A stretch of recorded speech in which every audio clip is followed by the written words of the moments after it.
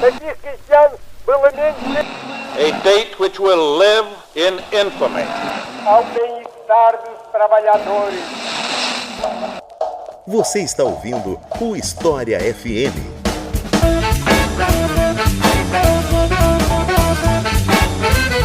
Salve, ouvintes do História FM, bem-vindos a mais um episódio do podcast do Leitura Obriga História. Eu sou Iclis Rodrigues e hoje vamos falar sobre anarquismo. Afinal de contas, o que é anarquismo? O que significa esse conceito? Quais são as suas vertentes? E quais são os debates políticos em torno desse conceito? E para falar sobre esse assunto, eu convidei o professor Felipe Correia. Então, Felipe, se apresente para o pessoal. Olá, Iclis. É um prazer para mim estar aqui no podcast História FM. É um projeto muito interessante. Muito obrigado pelo convite. Eu, como você disse, sou professor. Eu sou editor, sou pesquisador também, e eu estou vinculado ao Instituto de Teoria e História Anarquista, que é um projeto que a gente tem de pesquisa, né, histórica e teórica sobre o anarquismo, então eu acho que vou poder contribuir um pouco aí com essa discussão de hoje. Então é isso, vamos conhecer melhor o anarquismo depois dos comerciais.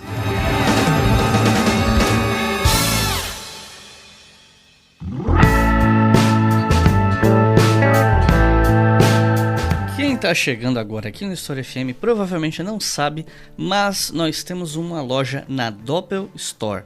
É possível até que você conheça a Doppel, né? Porque ela tem parceria com vários canais de divulgação científica. É uma loja cuja temática das estampas, dos produtos, tem a ver com a ciência.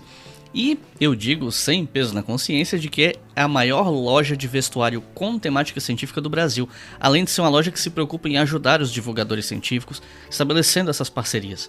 E é por isso que eu tenho muito orgulho de ter uma loja pela Doppel Store, porque é um projeto que vai além simplesmente do tem uma empresa, vou ter lucro. Ela tem uma responsabilidade social, a ideia de que ciência é importante. E quando eu digo ciência, eu estou falando todas as ciências, inclusive ciências humanas, que é uma área que muita gente não valoriza, alguns nem sequer consideram ciências humanas, mas quem ouviu o episódio 35 de História FM sabe que história é ciência.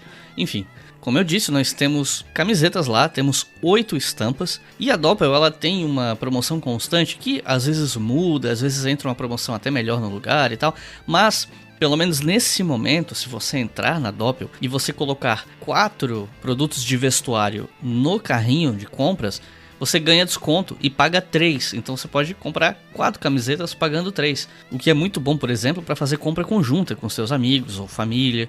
Então você pode, por exemplo, juntar 4 amigos, contando com você, lógico, cada um compra uma camiseta, na hora de fechar a compra só vão pagar 3, então vocês rateiam isso e pagam mais barato, além de rachar o frete. Então fica aqui o meu pedido para você visitar a Doppel Store, Doppel com 2 P's, doppelstore.com.br.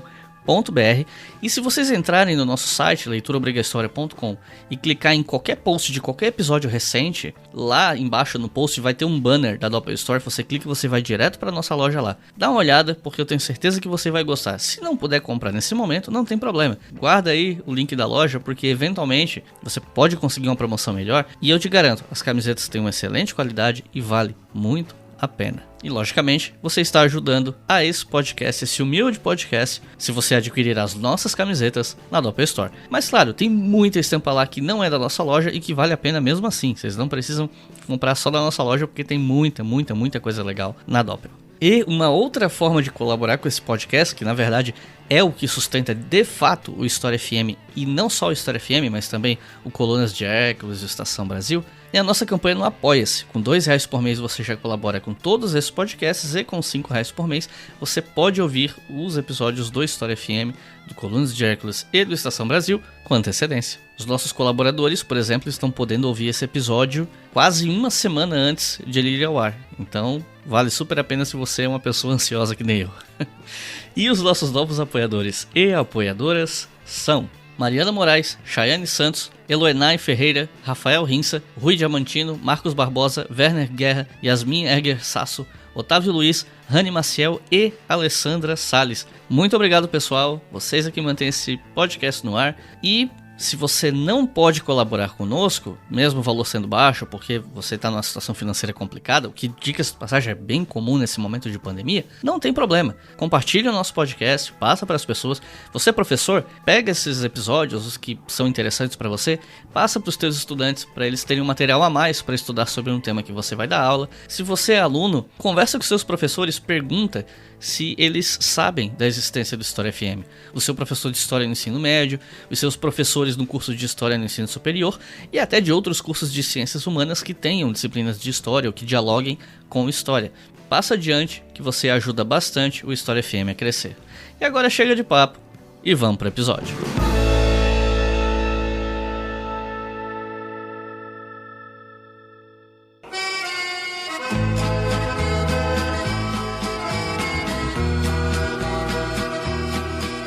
Bom, levando em conta que esse episódio é dedicado a falar sobre um conceito, o mais óbvio que a gente pode fazer é começar discutindo, afinal, o que é anarquismo, né? Então, além de te perguntar o que é exatamente o anarquismo, eu queria te pedir para falar também sobre as vertentes do anarquismo, né? Porque daí a gente aproveita e define não apenas o anarquismo de maneira geral, mas também as suas principais vertentes. Então, Felipe, o que é anarquismo? Icles, para a gente entender o que é o anarquismo e as suas correntes, a gente precisa entender um pouco o debate que existe sobre o tema. E eu vou seguir aqui, então, os argumentos do meu livro Bandeira Negra, Rediscutindo o Anarquismo. As pessoas que tiverem interesse podem acessar o PDF desse livro no site do Instituto de Teoria e História Anarquista, e a gente está preparando uma segunda edição que vai sair em breve pela editora Autonomia Literária. Então, o que tem de relevante para a gente entender nesse debate é que o anarquismo ele é muito mal estudado, ele é muito mal compreendido, tanto dentro quanto fora da universidade. A gente tem muitas das posições que circulam, né, posições vinculadas ao senso comum, outras completamente ideologizadas, e muitas vezes a gente lê e escuta besteira sem qualquer respaldo na história. Então, por exemplo, a ideia mais vinculada ao senso comum, de que anarquismo é caos, é desorganização, é destruição, ou outras ideias aí que a gente vê circulando no campo da esquerda, né, ou na quase totalidade do marxismo, de que o anarquismo é uma doutrina pequeno-burguesa, liberal, idealista, individualista, espontaneísta, que é contrária à organização, que está vinculada ao campesinato e os artesãos do, entre aspas, mundo atrasado em declínio, né? Todo esse tipo de coisa que a gente ouve muito está, em geral, vinculada a essas noções do senso comum ou de visões completamente ideologizadas sem qualquer respaldo na história. As pessoas que afirmam esse tipo de coisa, em geral, dificilmente leram um autor anarquista ou conhecem um pouco da história do anarquismo. Agora, mesmo os autores que são simpáticos ao anarquismo, cito aqui, por exemplo, o George Woodcock, né, bastante difundido aí, nos seus 2 volumes aqui no Brasil sobre a história, né, das ideias e dos movimentos vinculados ao anarquismo, eles promovem certas ideias que também são equivocadas. Então, por exemplo, quando a gente fala que anarquismo é sinônimo de luta contra o Estado ou de anti-estatismo, é isso que, por exemplo, vai fundamentar noções completamente equivocadas como a de anarcocapitalismo, por exemplo, né? Ou seja, seria uma perspectiva capitalista contrária ao Estado, né? E isso, na realidade, não tem nenhum tipo de respaldo na história do anarquismo, na medida em que, sim, os anarquistas são contra o Estado, mas, como a gente vai ver, é muito mais do que isso. A gente vai ver também que esses autores simpáticos, falando coisas aí que não tem muita correspondência com a realidade, vão falar que, por exemplo, o anarquismo é sinônimo de luta contra a dominação, contra a autoridade. O anarquismo é uma doutrina incoerente, que não teve impacto significativo, que acabou em 1939 com a perda da Guerra Civil Espanhola, que o anarquismo está vinculado a essas classes em declínio, né, como sustentam muitas vezes marxistas, aí, como Hobsbawm, por exemplo, que o anarquismo é idealista, é espontaneísta, é individualista, está vinculado apenas à juventude. Então, mesmo os autores simpáticos, eles acabam promovendo também esse tipo de desinformação, e no meu modo de entender, isso acontece principalmente pela maneira que eles estudam o anarquismo. Então, o primeiro ponto que tem que ficar evidente aqui é que a maioria dos estudos, mesmo que sérios, sobre o anarquismo, eles têm inúmeros problemas teóricos e metodológicos, dentre os quais eu menciono alguns aqui. Em geral, eles se dedicam a estudar poucos autores e poucos episódios e fazem generalizações imensas, né? Então, por exemplo, estudam 2 autores, 2 ou 3 episódios e generalizam. Isso é o anarquismo. Eles têm esse foco no Atlântico Norte, uma visão eurocêntrica, a gente poderia dizer. Então, consideram no seu olhar que a Europa Ocidental e os Estados Unidos, em particular, são o centro desse movimento histórico, sendo que, na realidade, como a gente vai ver, não é. Eles trabalham com uma visão de história bastante ultrapassada, essa história dos grandes homens, vista de cima, né? É muito comum nesses livros, vou contar a história do anarquismo e sai contando a história de vida de um ou outro anarquista, como se a vida dele fosse a história do anarquismo. A gente tem abordagens aí que são ahistóricas, né? Então, portanto, não trabalham com contexto histórico como um pano de fundo, né? Muitas delas não vinculam de maneira correta a teoria e história. Então, por exemplo, vão fazer uma história do anarquismo, mas os conceitos são muito fracos, ou fazem teorizações sem nenhum tipo de respaldo historiográfico. Então, a gente vê esses problemas e vê outros problemas também, como, por exemplo, desconsiderar coisas que muitas vezes não têm o nome anarquista, mas que têm a ver com a prática anarquista. Eu acho que o que tem de mais importante nesse sentido é quando as pessoas vão discutir o anarquismo e ignoram a história do anarcossindicalismo e principalmente do sindicalismo revolucionário, que, como a gente vai ver, foi a estratégia de massas mais promovida pelos anarquistas e que você não vai encontrar lá um rótulo de anarquismo para poder identificar. E, finalmente, definições que não dão conta de entender esse fenômeno e de diferenciar esse fenômeno de outros fenômenos, de outras correntes ideológicas e doutrinárias. Dou um exemplo aqui, né? Se a gente fala que anarquismo é, como diz, por exemplo, o primeiro estudo acadêmico sobre o tema, de um pesquisador jurista chamado Paul Altsbacher, né, ele vai dizer que o anarquismo é sinônimo de oposição do Estado no futuro. E a gente não consegue diferenciar, por exemplo, o anarquismo de correntes comunistas, né, e de outras correntes também que têm um projeto, né, de se opor ao Estado no futuro. Então, esses problemas metodológicos, eles vão, em alguma medida, explicar o porquê de todas essas afirmações equivocadas, mesmo por parte de autores que têm alguma seriedade no estudo desse tema.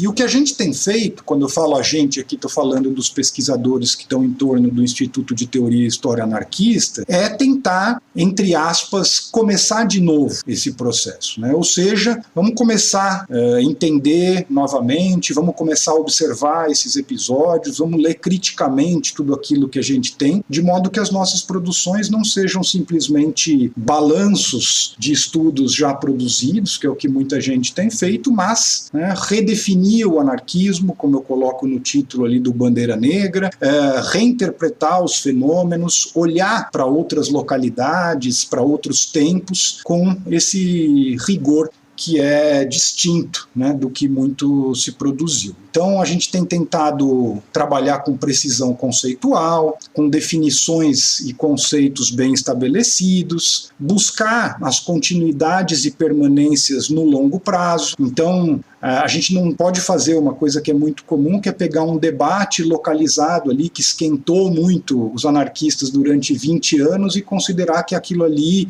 é um dos grandes debates, né? Preciso olhar um pouco nesses 150 anos de história aí do anarquismo, como é que essas continuidades e permanências vão se dando, o que é regra nesse período, o que é exceção e tudo mais, né? A gente tem buscado pesquisar essa história do século XIX até o presente, em todo o globo, e se basear na história global do trabalho e nessa visão da história social, de uma história que seja construída de baixo para cima, de uma história que não priorize só os grandes atores, que não priorizem só os homens brancos e etc. E, portanto, fazer uma leitura mais generosa desse processo e mais precisa no que diz respeito à existência concreta e histórica do anarquismo. E a gente tem tentado, finalmente, também trabalhar com comparações nacionais, internacionais, operar com perspectivas transnacionais, de maneira a entender realmente o que significou e o que significa o anarquismo. Então, começando a responder mais concretamente a tua pergunta, quando a gente fala o que é o anarquismo,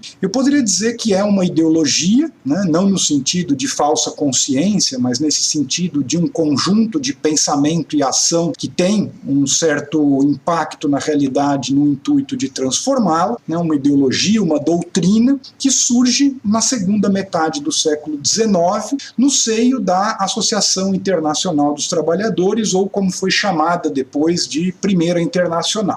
O anarquismo é uma forma revolucionária e libertária do socialismo, que eu gosto de explicar em torno de 3 grandes eixos. Primeiro eixo, de crítica da dominação. Então, o anarquismo vai implicar uma dura crítica e oposição à propriedade privada, e nesse sentido a gente pode dizer que o anarquismo é anticapitalista, né, ao longo de toda a sua história.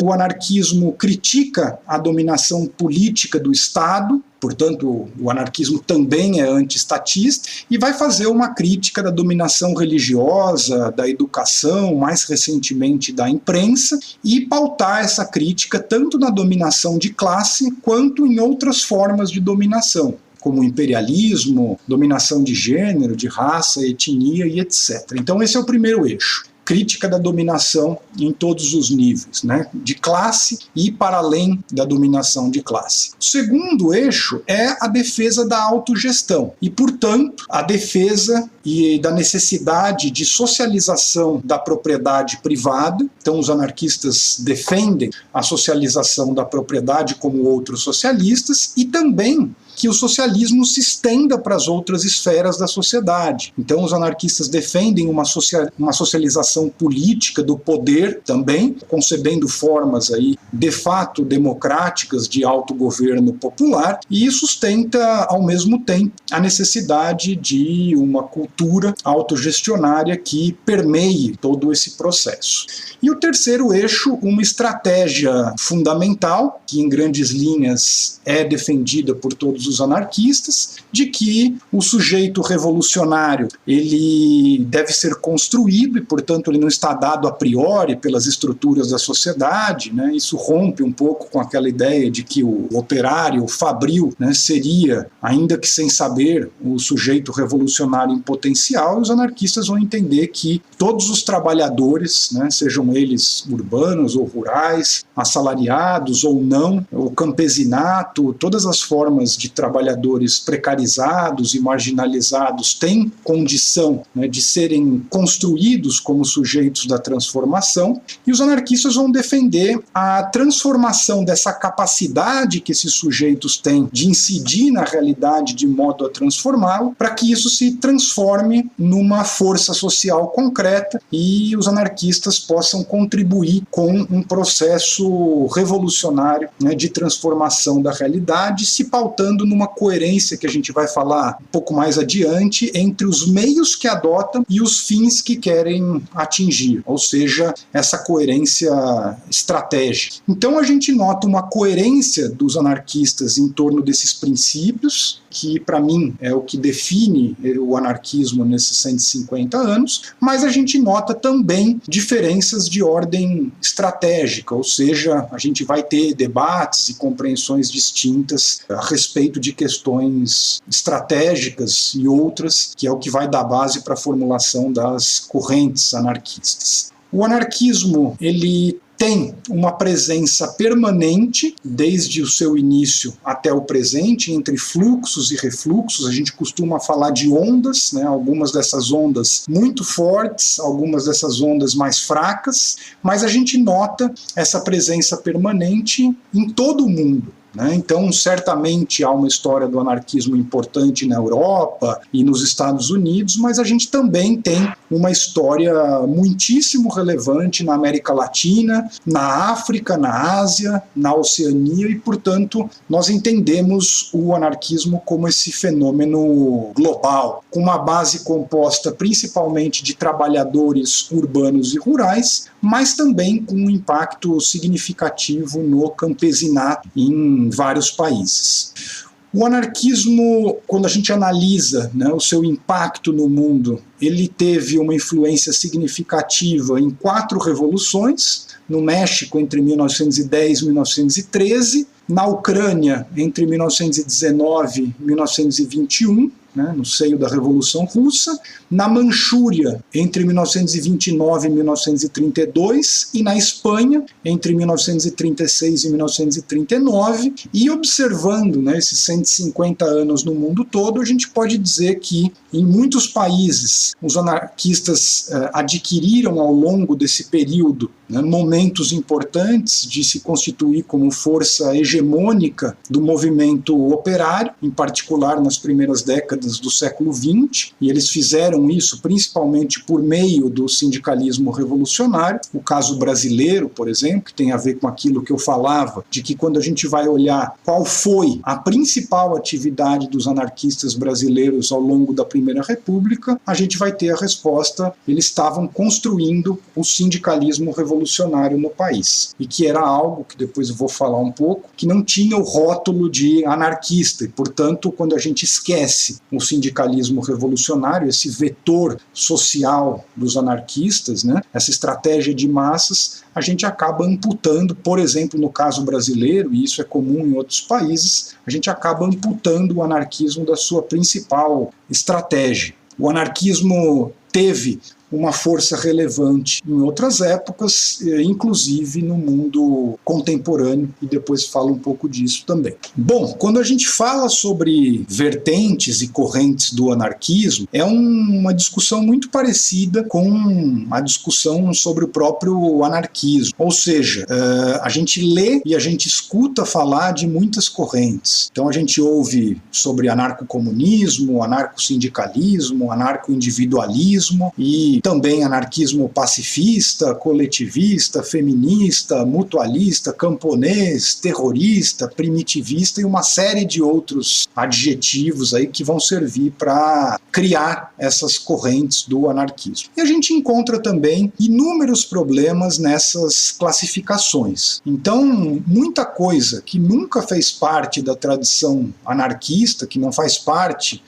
daquelas continuidades e permanências de longo prazo, são colocados como uma corrente do anarquismo, outros repetem princípios anarquistas que são comuns a todos os anarquistas para falar que aquilo é uma corrente, tem autores que vão criar correntes e que cabe ali dentro um autor, Então essa discussão das correntes também tem que ser refeita, e eu acredito que a melhor forma de fazer isso seja analisando os debates históricos sobre quais foram e são as questões que têm dividido os anarquistas, que têm motivado os debates mais significativos. E aqui é importante começar dizendo que nós entendemos o anarquismo não como uma teoria, não como um método de análise da realidade, algo que aspira ao status de ciência, não como uma teoria social, né, que vai buscar compreender o passado e o presente, né, mas como uma ideologia, como uma doutrina. Então, esse conjunto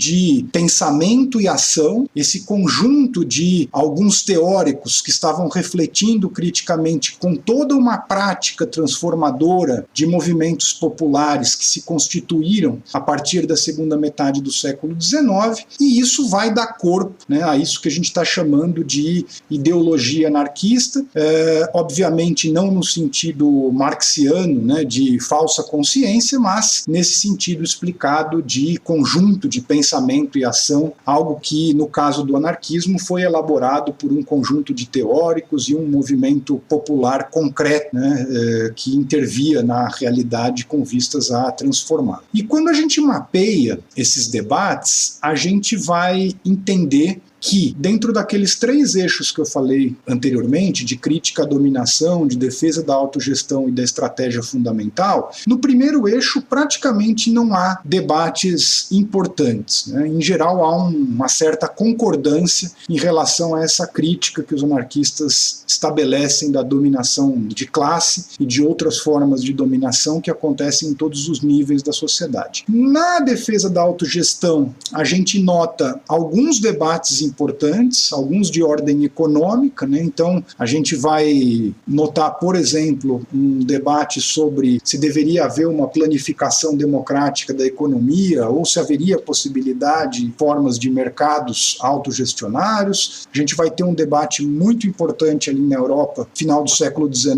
começo do século XX, sobre a forma de distribuição dos produtos nessa sociedade socialista, e aí a gente vai ter coletivistas de um lado e comunistas de outro, e outras questões, né? Como você toma as decisões, se toma por local de moradia, por local de trabalho, se concilia os dois, qual é a importância de se produzir uma cultura libertária. Alguns vão achar que isso é secundário e outros vão priorizar essa questão, mas, do meu ponto de vista, os debates mais relevantes, quando a gente vai ler, né, a história, quando a gente vai ler os autores, o que a gente percebe é que os debates mais importantes eles estão naquele terceiro eixo de estratégia. Então, a gente tem um debate central, que é sobre organização. Então, a gente tem uma maioria de anarquistas que são organizacionistas, defendem a organização, e aí tem subdebates, né, desse grande debate, como é que você organiza, se é por organização de massa, ou se é por organização só de anarquistas, como é que é o modelo dessa organização,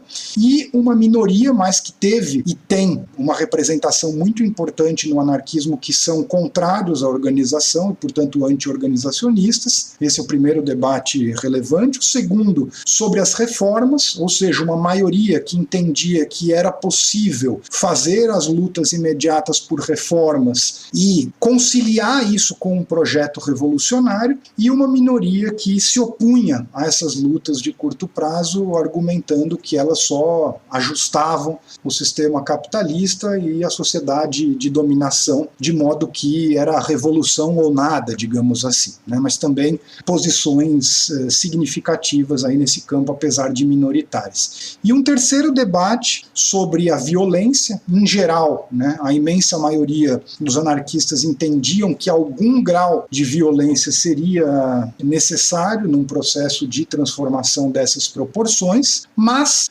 alguns, né, desses anarquistas acreditavam que a violência poderia ser um gatilho para criar esses movimentos amplos e revolucionários, é o que eu chamo no Bandeira Negra, né, da violência como um gatilho, e essa era a minoria. E a maioria entendia que qualquer proposta de luta armada, de enfrentamento mais combativo, nesse sentido, deveria ser construída concomitantemente com movimentos de massa e responder a essas instâncias mais amplas, ou seja, ter algum tipo de controle, né, das bases desses movimentos mais amplos. Então, por que eu falei tudo isso? Porque quando a gente observa os 150 anos de história do anarquismo no mundo todo, a gente percebe que esses 3 últimos debates que eu falei, ou seja, organização, reformas e violência, eles são os mais relevantes. E relevantes porque são aqueles que têm mais permanência histórica e geográfica. Eles aparecem, né, em todos os momentos, inclusive hoje,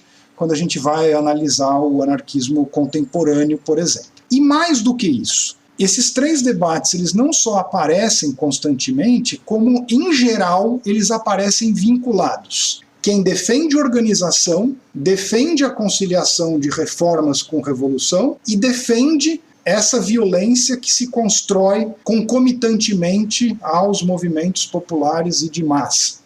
E, por outro lado, os anti-organizacionistas, em geral, são contrários a essas lutas imediatas por reformas e muitas vezes entendem a violência como um gatilho para criar essas mobilizações mais amplas e revolucionárias. Então, em geral, a gente está trabalhando a construção dessas grandes correntes históricas como duas, tá? O anarquismo chamado de massas, majoritário historicamente, com os defensores da organização, das reformas como possíveis caminhos para a revolução, e essa violência concomitante ou decorrente de movimentos populares, e o anarquismo insurrecionalista, historicamente minoritário, mas bastante significativo, em geral, contrário às organizações estruturadas, contrário a essas lutas por conquistas imediatas e reformas, e muitas vezes apostando na violência como um gatilho para se criar esses movimentos revolucionários. Agora, obviamente que quando a gente olha contextos históricos particulares, a gente vai ter variações disso, tem debates que aparecem mais, que aparecem menos, né?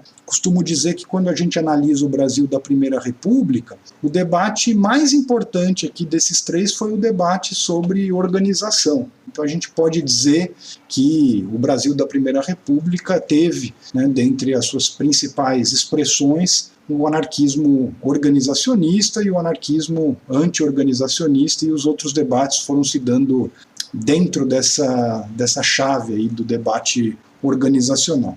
Então, com isso, eu creio que deixo aqui brevemente respondido, né, o que é o anarquismo e quais são as suas vertentes, as suas correntes históricas mais importantes. Igualdade. Diante dos meios de produção e consumo, uma mesma possibilidade de expansão para todos os homens. Eis o meu sonho de igualdade.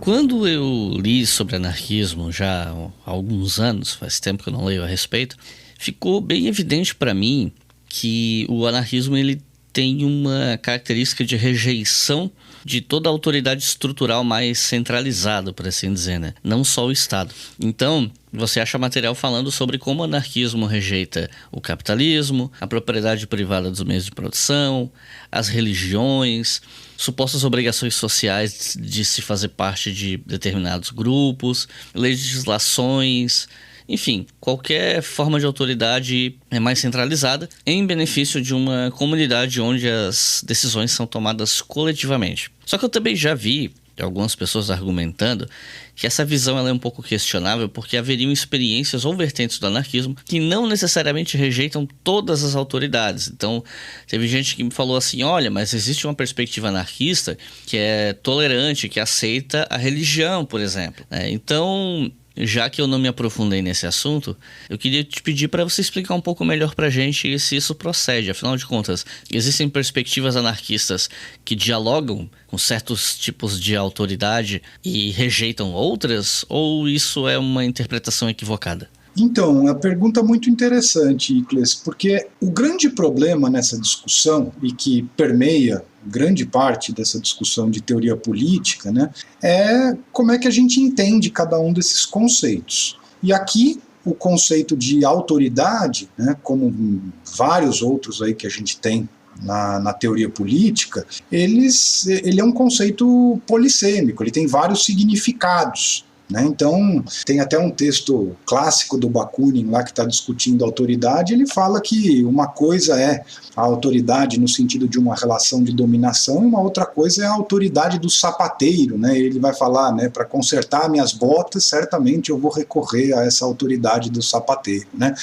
Então, estou dizendo isso para falar que quando a gente fala que os anarquistas são contra a autoridade, ou os anarquistas são contra o poder, ou que os anarquistas são contra a dominação, ou defendem a autoridade, poder, enfim, qualquer outra coisa nesse sentido, é importante sempre que a gente explicite o que se quer dizer com isso, né? E eu acredito que essa polêmica em torno da autoridade passa por aí, né? O que é a autoridade? Qualquer religião é uma autoridade, né? Ou não? Dentro de uma religião você tem ali setores que representam autoridades e outros setores que não, então eu acho que o debate passa um pouco por aí.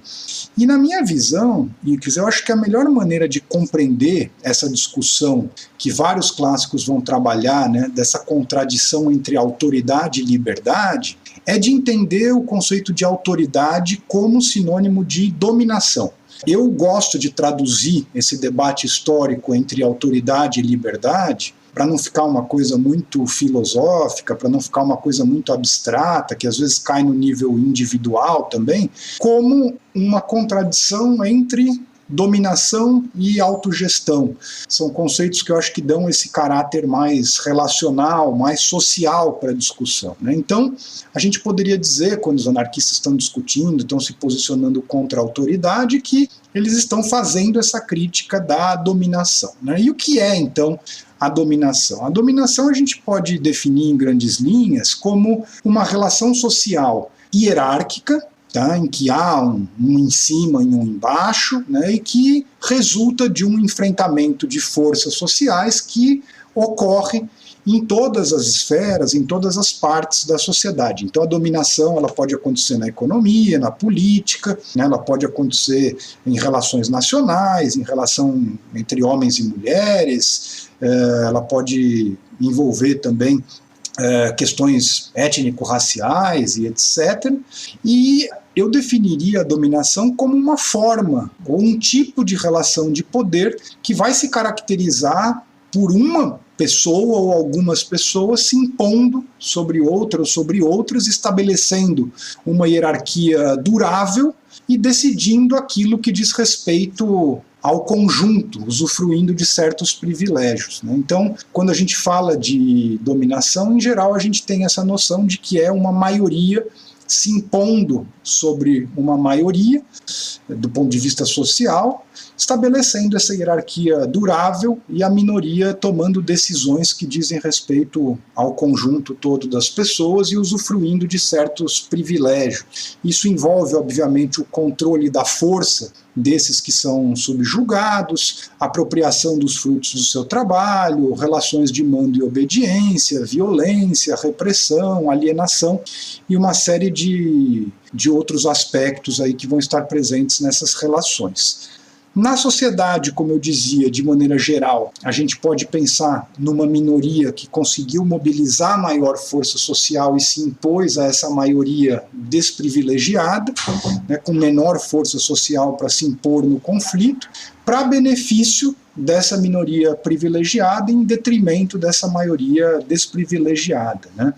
A dominação é o que explica as desigualdades sociais e ela pode, como eu mencionei, ser de vários tipos, né? Então a gente tem o que a gente chama de dominação de classe. É importante entender que para a gente, né, quando a gente fala de dominação de classe, a exploração é parte da dominação, é uma forma de dominação, e a gente vai ver que tem outras também, mas essa dominação pode ser também, como mencionei, nacional, de gênero, de sexualidade, étnico-racial e etc.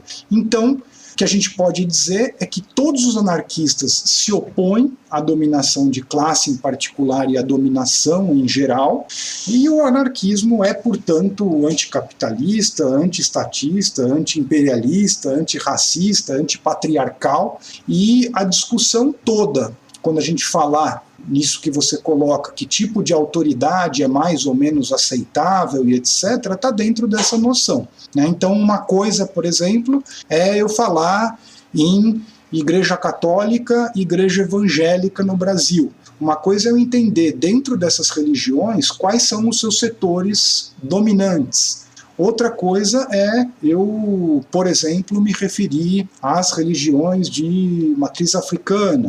Uma outra coisa é eu discutir com os setores de oposição de esquerda, por exemplo, que existem dentro da Igreja Católica, dentro da Igreja Evangélica. Vamos pegar, por exemplo, teologia da libertação, teologia da missão integral e etc. Obviamente que quando a gente analisa o papel das grandes religiões, das pequenas religiões, as religiões hegemônicas, as religiões subalternas, e dentro dessas religiões a disputa de forças ali, as relações de poder que existem ali, a gente vai notar que tem expressões que encabeçam processos de dominação, outros não, e etc. Então, em geral, se julga não só as religiões, mas todas as relações a partir desse critério, né, dessas análises mais concretas de qual é o papel desses setores nas relações de dominação. É isso aí. Você está ouvindo o História FM.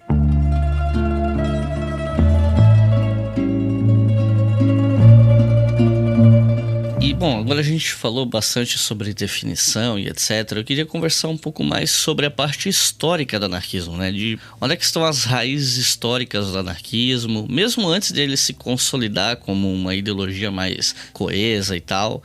Como é que o anarquismo se desenvolveu historicamente até ele ser meio que sintetizado em uma ideologia mais definível, assim? Onde é que você encontra os primórdios do anarquismo?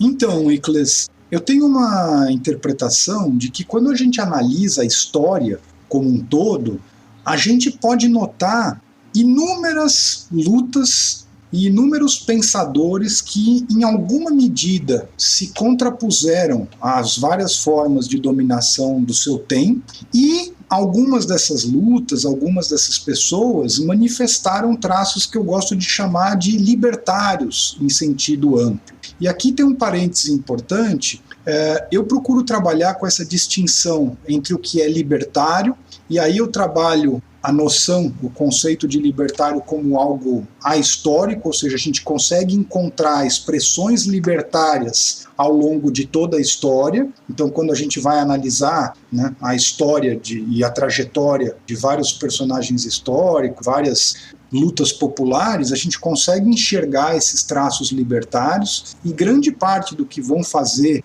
esses estudos mais conhecidos do anarquismo é um pouco a trajetória desses pensadores e movimentos libertários e distinguir isso do que é de fato anarquista, né? Então eu considero o anarquismo uma expressão desses movimentos e autores libertários, mas que se situa mais precisamente na história. Então quando a gente olha com essa perspectiva histórica, não sei se você já ouviu falar, talvez você já tenha ouvido falar, esses autores que vão dizer que Jesus era anarquista, né, ou outros autores que vão observar uma série de movimentos aí e colar esse rótulo de anarquista, né, é porque muitas vezes eram movimentos que se opunham ao Estado, que tinham base popular, que lutavam contra opressões religiosas, políticas, econômicas, dessa maneira anti-autoritária, digamos assim, sem grandes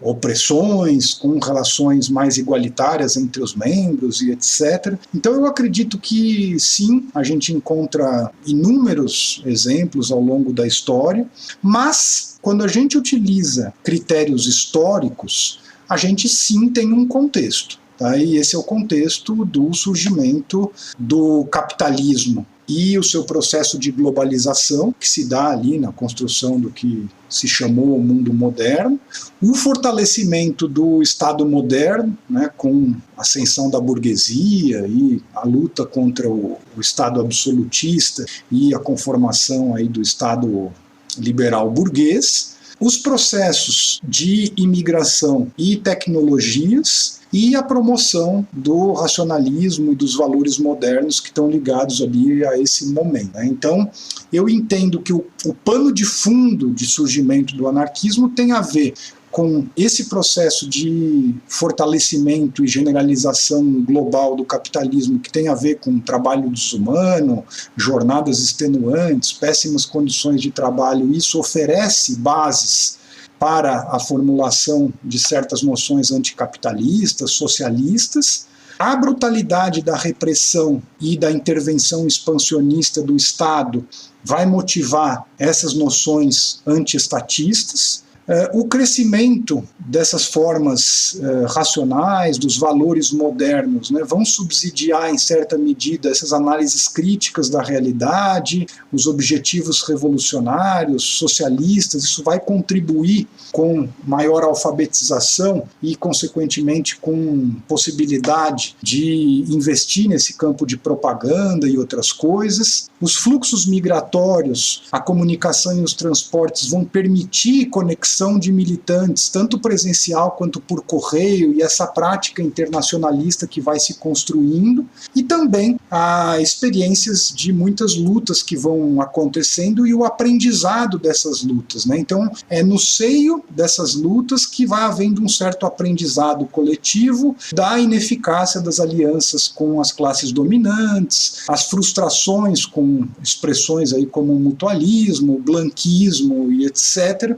E a gente pode entender que é nesse contexto que começa a acontecer uma relação entre certos pensadores e algumas lutas concretas que vão abrir as portas aí para a conformação do anarquismo. Eu acredito que nesse momento já da sociedade capitalista, a gente tem a relação do Pierre-Joseph Proudhon com os canuts, né, eram os trabalhadores da seda lioneses ali nos anos 1830, com também a Revolução de Junho de 48 na França, e isso vai ser determinante para criar o mutualismo, que foi uma expressão socialista, né, anterior ao anarquismo, se desenvolve concomitantemente depois ao anarquismo, mas a gente vai ver que essa relação do Proudhon com os canuts e com o processo revolucionário de junho de 48 tem ali um certo caldo que vai influenciar esse mutualismo, e nesse sentido eu considero esse processo como um todo, e o Proudhon em particular, né, uma espécie de pais do anarquismo, ou seja, vão ter uma influência significativa no surgimento do anarquismo, mas são fenômenos, e no caso do Proudhon é um pensador que eu considero pré-anarquista, no sentido de que, partindo dessa leitura da história de baixo para cima, a gente não pode considerar que uma ideologia, uma doutrina dessas proporções tenha surgido na cabeça de um autor ou de outro, mas obviamente dessa relação de lutas com pensadores. Se trata de um projeto coletivo, e quando a gente fala do surgimento histórico do anarquismo, a radicalização desse mutualismo proudhoniano foi base em muitos países. Quando a gente analisa, por exemplo, como é que o anarquismo apareceu aqui na América Latina, a gente vai ver que em grande parte dos países teve a ver com uma radicalização e uma certa mudança desse mutualismo de base proudhoniana, num certo sentido que vai ser impulsionado ali dentro da própria Associação Internacional dos Trabalhadores. Para mim, as condições para o surgimento do anarquismo só vão ser dadas quando esse pano de fundo está colocado e a Associação Internacional dos Trabalhadores, a AIT ou Primeira Internacional, as pessoas que nos ouvem aí devem conhecer um pouco a história da Internacional, né? Foi a primeira grande iniciativa de unir os trabalhadores de vários países para a promoção dos seus próprios interesses. É formada em 1864, principalmente pela união de ingleses e franceses, os ingleses na sua maioria trade unionistas, os franceses, na sua maioria, mutualistas proudhonianos, e o que vai acontecendo na Internacional é um processo de radicalização progressivo que tem a ver com um conjunto de lutas que vai se realizando também ali por parte das seções da própria Internacional. Então, o que a gente nota de 64 em diante é esse processo de encampar lutas, encampar greves, encampar reivindicações, alianças que vão dando certo, alianças que vão dando errado, autocrítica em relação aos limites e potencialidades do que estava acontecendo ali dentro, e é a partir disso que a gente vê um contexto ali para o surgimento do anarquismo. Importante mencionar que desde a sua formação, a chamada Primeira Internacional, ela vivencia um conflito entre federalistas e centralistas, né? O Marx, conhecido representante aí do Conselho Geral dessa associação, é uma das grandes, se não a maior figura desse campo centralista, e o campo federalista ele vai ter dois momentos. Então, de 64 até 67, 68, esse federalismo vai ser representado pelos mutualistas prudonianos, e a partir de 1868 a gente tem uma troca de forças ali dentro, e o campo chamado de coletivista, né, passa a ser o campo hegemônico dentro dos federalistas, e o Mikhail Bakunin, né, o grande adversário de Marx aí na Internacional, vai ser uma das grandes também, se não a principal figura aí desse campo coletivista. Então, para entender a Internacional, conflito entre federalistas e centralistas, centralistas em geral, comunistas, blanquistas, majoritários dentro do Conselho Geral, uma espécie de organismo executivo da associação. Tem muita interpretação equivocada que entende que o Conselho Geral era um órgão diretivo da associação, né? Mas não. A partir de 69 ele passa a ter ali algumas outras funções, mas em geral é um órgão administrativo, e esse setor federalista, no primeiro período de maioria mutualista, no segundo período de maioria coletivista, e que vai ser majoritário nas sessões. Então, isso é uma outra chave para interpretar a Associação Internacional dos Trabalhadores. Tá? Uma coisa é olhar quem estava no Conselho Geral, uma outra coisa é olhar quem estava nas sessões. Tá? Centralistas majoritários no Conselho Geral, federalistas majoritários nas sessões. E o que vai acontecer é que os congressos de 1867 e 1868, respectivamente em Lausanne e Bruxelas, vai proporcionar essa radicalização rumo ao socialismo, né, rumo a uma posição mais crítica em relação à propriedade e tudo mais, e o anarquismo vai se constituir, do meu ponto de vista, a partir de 1868, no seio desse processo, com um grupo de pessoas, e isso é importante, né? As pessoas muitas vezes me falam, mas por que você fica excluindo o Proudhon do anarquismo? A questão não é excluir uma ou outra pessoa, a questão de processo histórico. Se eu estou considerando que não surge anarquismo na cabeça de uma pessoa, a primeira vez na história que há um grupo de pessoas que comunga ideias, que se relacionam, que constroem essa ideologia e essa doutrina junto com a prática política, no ano de 1868, que junta dois setores distintos, um primeiro de revolucionários mais instruídos, que tiveram participação na Primavera dos Povos e que tinham rompido com a Liga da Paz e da Liberdade e tinham ingressado mais recentemente na Internacional, e em segundo lugar um conjunto de operários que já fazia parte da IT, muitos deles vinculados ao movimento sindical. Então é a formação desse agrupamento que eu chamo de aliança, né, que às vezes vai aparecer como Aliança da Democracia Socialista ou com outras denominações, mas em geral mantendo o nome aliança, que é criada em 1868 e é, do meu ponto de vista, a primeira organização anarquista e que teve expressões públicas e secretas, com presença já naquele momento na Suíça, na Itália, na França, na Espanha, em Portugal, e que vai ter uma participação determinante no congresso seguinte da Internacional, que é o congresso de 1869 na Basileia, onde os coletivistas, impulsionados aí pela aliança, levam todas as discussões tanto contra os mutualistas, né, que já tinham um pedaço dos mutualistas se radicalizado e se tornado coletivistas, outros permaneceram mutualistas e foram derrotados tanto quanto comunistas e blanquistas nesse congresso de 69. Então, Eu entendo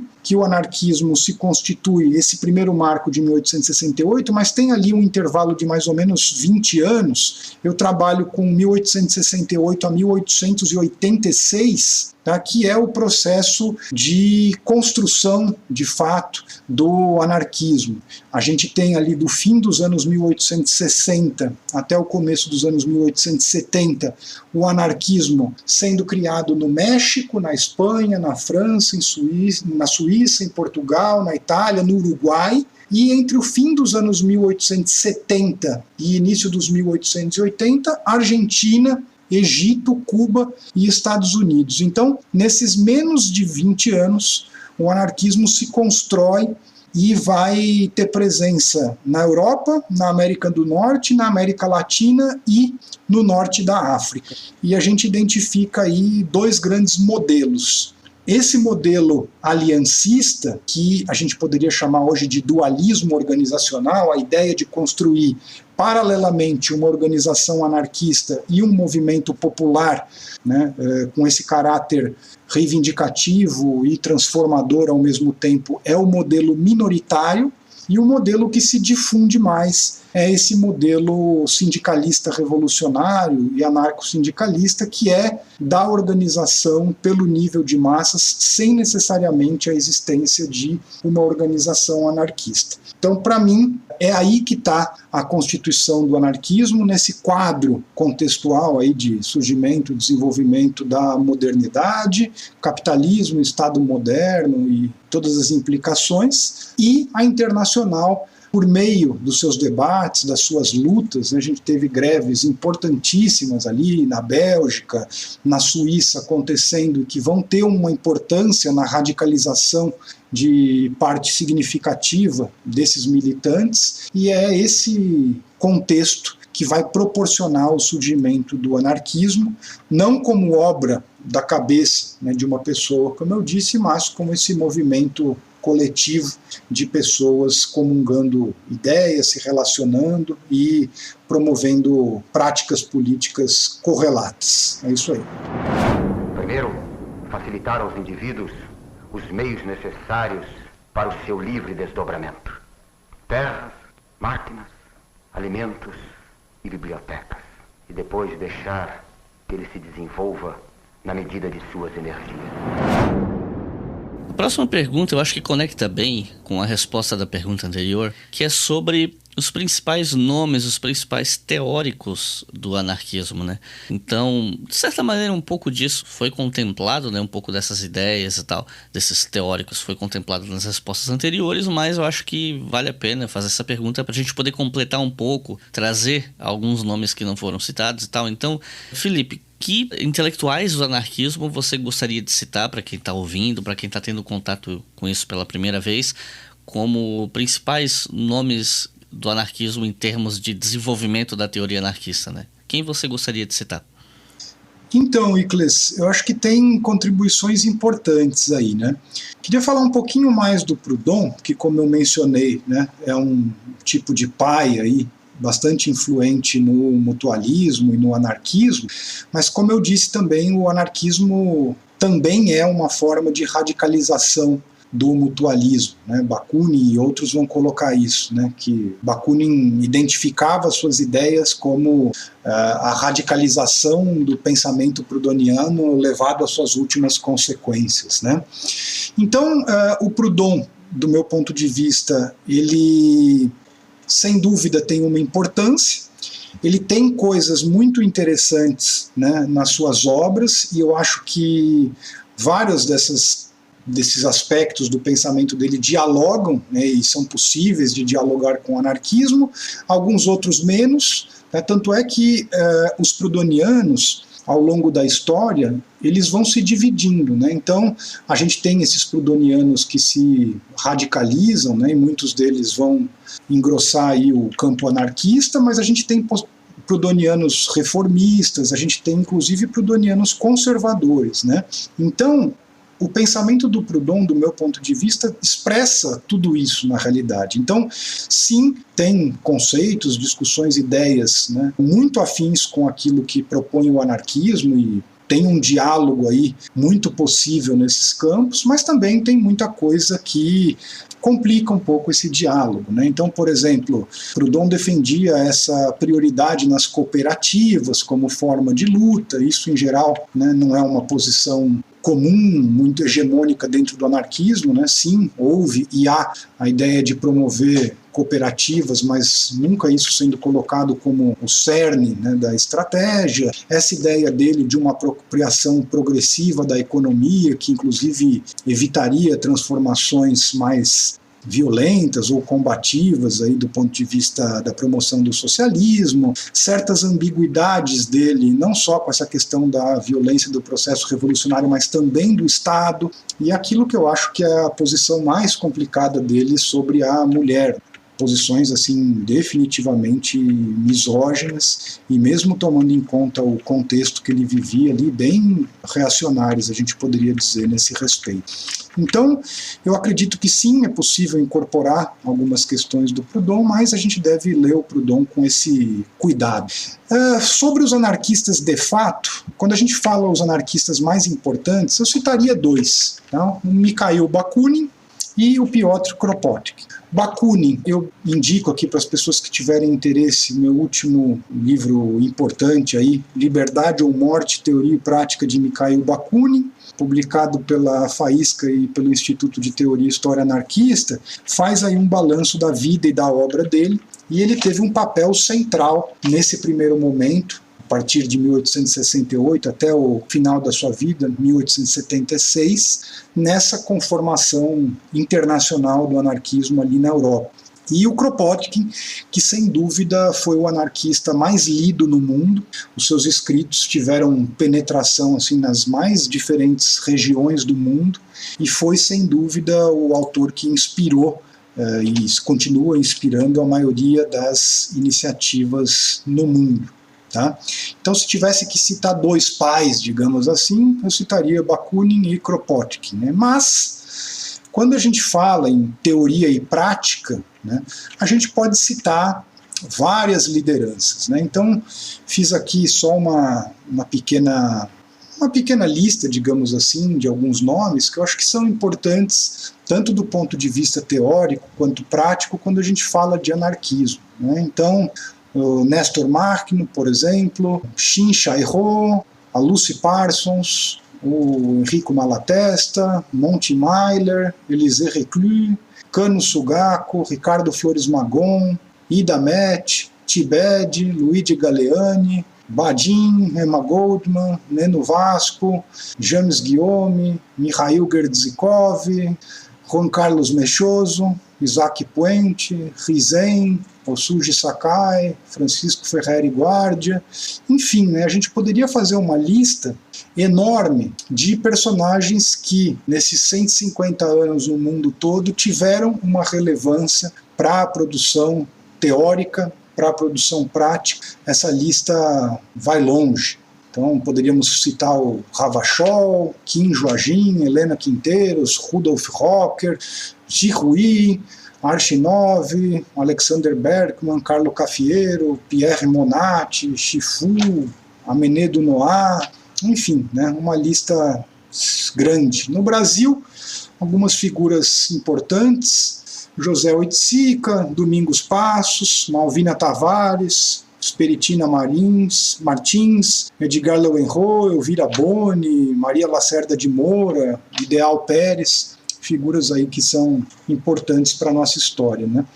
Agora, pegando esse aspecto da tua pergunta sobre as contribuições teóricas, vale a pena dizer, Icles, que os anarquistas, eles têm contribuições teóricas muito importantes, mas que são pouquíssimo conhecidas e estudadas. Então, quanto mais eu estudo o anarquismo, mais eu vejo que tem coisas interessantíssimas ali, mas que são pouquíssimo exploradas, seja por dificuldade de acesso aos textos ou porque são poucas pessoas de fato se debruçando sobre isso. Então eu resolvi citar algumas coisas aqui que eu acho que são importantes para dar um pouco essa noção de como tem coisa interessante aí no meio, né? Então, por exemplo, o francês Élisée Reclus, por meio da sua obra O Homem e a Terra, enorme, né? se não me engano, 6 grandes volumes e outros textos, e o Kropotkin em vários dos seus escritos, trabalhando produções interessantíssimas no campo das ciências naturais e das questões ambientais e ecológicas, né, influenciando pensadores muitíssimo influenciados pelo anarquismo, como Murray Bookchin, por exemplo, na sua obra A Ecologia da Liberdade e outros, né, vão defender essa ideia de formas de vida social libertária em equilíbrio com a natureza não humana. Noções, né, como também defendidas por Bakunin, de que a humanidade é parte da natureza, pensadores estes, do meu ponto de vista, muito mais relevantes que alguém como Marx, por exemplo, para se falar em algum tipo de ecossocialismo, né? Se a gente pegar o Reclus e o Kropotkin, essa ideia, né, da natureza, do meio ambiente, etc., foi algo constante, como pano de fundo na sua obra. O Bakunin a gente poderia citar no campo da filosofia, da teoria social, por exemplo, a sua teoria do Estado, das formas de dominação, a sua teoria da organização em 2 níveis, ou isso que eu mencionei como dualismo organizacional. Bakunin tem contribuições interessantíssimas, né? No campo da filosofia vai formular um materialismo que ele chamava de científico, né? Eu chamei de científico naturalista. Suas posições sobre a ciência, a liberdade, tem muita coisa interessante ali do ponto de vista filosófico. Na sua teoria do Estado, ele vai defender essa ideia do Estado como instrumento político da classe dominante, mas que, ao mesmo tempo, produz ele mesmo uma própria classe dominante. E aí a gente vai ver essa discussão Estado e classes sociais com coisas muito interessantes, mostrando que o Estado não simplesmente reproduz o interesse de outras classes, mas ele pode, e em geral produz ele mesmo, uma classe dominante. Isso vai abrir as portas para antecipar a crítica que os anarquistas fizeram do que foi o processo aí do, entre aspas, socialismo do século XX, né? Tem um livrinho meu, está disponível na internet aí também, Teoria Bakuniniana do Estado, que vai explicar um pouco isso, né? A ideia dele de trabalhar a organização política e movimento sindical e popular de maneira libertária e concomitante, muito antes de Lenin desenvolver isso no Que Fazer, quando vai falar de partido e sindicato. Poderia mencionar também o Kropotkin e o Rudolf Rocker no campo da teoria da história e da história política e cultural. Para vocês terem uma ideia, o Kropotkin, a gente tem visto que é um precursor dessa história vista de baixo. Sua obra A Grande Revolução, que estuda a Revolução Francesa, faz isso, dando uma ênfase muito importante nos camponeses e nos trabalhadores. O Rudolf Rocker, né, no seu grande clássico Nacionalismo e Cultura, vai ter ali elementos centrais de história política, cultural, das mentalidades, vai promover uma leitura extremamente rigorosa da história do Estado, das relações de dominação. Bakunin, Kropotkin e o Pelloutier, sindicalista revolucionário francês, vão desenvolver aspectos dessa teoria do sindicalismo revolucionário, né, fazendo uma crítica do sindicalismo reformista e promovendo, né, um modelo de sindicalismo que eu acredito ser extremamente interessante ainda hoje. Para não mencionar Risen, né, uma anarquista chinesa, Emma Goldman e a Lucia Sanches no campo da libertação da mulher, por exemplo. Shin Chairot e o Bagin no campo das lutas de libertação nacional, Ricardo Flores Magón e Lucy Parsons no campo da relação entre o anarquismo e as populações indígenas e negras, né, sempre trabalhando essa ideia da libertação da mulher, do anti-imperialismo e das lutas étnico-raciais com essa perspectiva anticapitalista, antiestatista, revolucionária, internacionalista e, portanto, criando todo um campo aí dessa relação que o anarquismo promoveu entre classe, gênero, raça, dominação nacional e outros aspectos. Malatesta, no seu texto A Anarquia, com inúmeras contribuições aí no campo da teoria social para pensar a sociedade a partir das relações de força, relações de poder e outros aspectos. Francisco Ferreri Guardia, né, no seu excelente livro A Escola Moderna, em outros escritos, o Sebastian Faure no campo da educação, fazendo críticas da educação capitalista e propondo formas emancipadoras de educação e de pedagogia. O Abraham Gillen, no campo da economia e da luta armada, né? Então o Gillen tem uma produção enorme aí no campo da economia libertária. E uma outra menos conhecida, mas muito influente aqui na América Latina nas lutas contra as ditaduras, que é uma produção sobre guerrilha urbana, né? Que vai ter influência aí em inúmeras iniciativas e movimentos aqui na América Latina, e várias outras. Então o que a gente pode ver tem muita coisa interessante, mas esse é um trabalho que exige, né, não só o acesso a esses textos, o estudo e mais pessoas produzindo, mas certamente tem muita coisa interessante, inclusive para dar resposta às questões teóricas aí do mundo contemporâneo.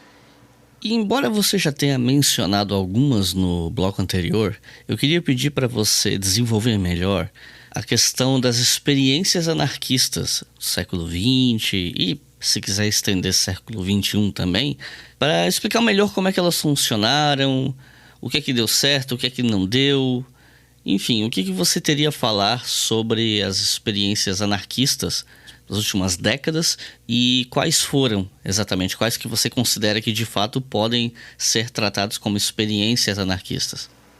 Então, Iclis, eu acredito que, olhando na história, e quais foram as grandes revoluções que aconteceram na história, principalmente do século XX, né, eu identifico 4 grandes revoluções que os anarquistas tiveram protagonismo, digamos assim, né? Então, a primeira delas, a Revolução Mexicana, principalmente entre 1910 e 1913, por meio dos magonistas especificamente, né, agrupados ali dentro do Partido Liberal Mexicano, que vão tomar a Baixa Califórnia ali no ano de 1911. Deixo aqui indicado um livro bem interessante do Rubem Trejo, chama Utopia e Revolução, está em espanhol, e tem um livretinho também em português bem interessante do Zarcone, chamado Os Anarquistas na Revolução Mexicana. Segundo lugar, a Revolução Ucraniana, entre 1919 e 1921. A gente, em geral, tende a considerar o processo ucraniano diferente do processo da Revolução Russa, algo que acontece no seio da Revolução Russa, mas um processo diferente, em que a Makhnovitina teve um papel importantíssimo enfrentando não apenas os brancos, né, mas também os vermelhos e os alemães, que em função do tratado ali de Brest-Litovsk acabaram se apropriando de um território importante ali, onde atuavam os makhnovistas. Tem um livro disponível em português bem interessante de uma das pessoas que participou do processo, Piotr Archinov, chama História do Movimento Makhnovista, vai contar um pouco dessa revolução. A revolução que aconteceu na Manchúria entre 1929 e 1932, quando se forma ali no seio de um processo de luta anti-imperialista contra o domínio japonês, né? Uma situação revolucionária em que os anarquistas vão ser determinantes ali para formar aquilo que ficou conhecido como a Comuna de Ximin, né? Uma região libertada. Isso está bem retratado no livro do Emílio Crise, Revolução Anarquista na Manchúria. E, em quarto lugar, a Revolução Espanhola, entre 36 e 39, né, em que a CNT, Organização Anarco-Sindicalista, que sindicalizava, aí, a depender das estatísticas, entre 1,5 milhão e 2 milhões de trabalhadores, teve um papel central na Catalunha, em Aragão e Valência, e promovendo coletivizações generalizadas, aí, tanto nas cidades quanto nos campos. Tem um livro em português interessante também sobre isso, Frank Mintz, Autogestão e Anarquismo, que eu acho que discute um pouco disso, né? Agora, quando a gente olha para a história do anarquismo em geral, tem episódios de menor envergadura, mas que também foram importantes, né? Participação nas comunas de Lyon, na comuna de Paris, por exemplo, participação naquelas revoltas cantonalistas de 1873 na Espanha, inúmeras insurreições, a revolta da Macedônia em 1903, a própria participação na Revolução Russa, mesmo na Rússia, a experiência búlgara, entre os anos 20 e anos 40, com a Federação Anarco-Comunista da Bulgária. Os anarquistas têm uma participação importante também na Revolução Cubana, tem um papel muito significativo nos anos 1960 e 1970, agora, nas lutas que a Federação Anarquista Uruguaia empreendeu ali no contexto pré-golpe, Para vocês terem uma ideia, a Federação Anarquista Uruguaia mobilizava a segunda força armada do Uruguai, só atrás dos Tupamaros, mobilizava a segunda maior força popular e sindical, só atrás do Partido Comunista, mas era a única força que atuava nesses dois campos, né? Nem os Tupamaros, nem o Partido Comunista atuavam nesses dois campos, né? Os anarquistas tiveram participação no Maio de 68 francês e outras experiências. Quando a gente fala de anarquismo contemporâneo, fiquei 2 anos pesquisando para um capítulo que vai aparecer num livro de História Global do Socialismo, que está sendo organizado pelo Marcel van der Linden. E aí, a partir desse capítulo, que era sobre anarquismo contemporâneo, eu produzi um dossiê que está na internet. Então, quem quiser observar esse dossiê, pode procurar aí Instituto de Teoria e História Anarquista, dossiê Anarquismo Contemporâneo. Foi uma pesquisa, né, do desenvolvimento global do anarquismo, do anarcossindicalismo e do sindicalismo revolucionário de 1990 até 2019. Né?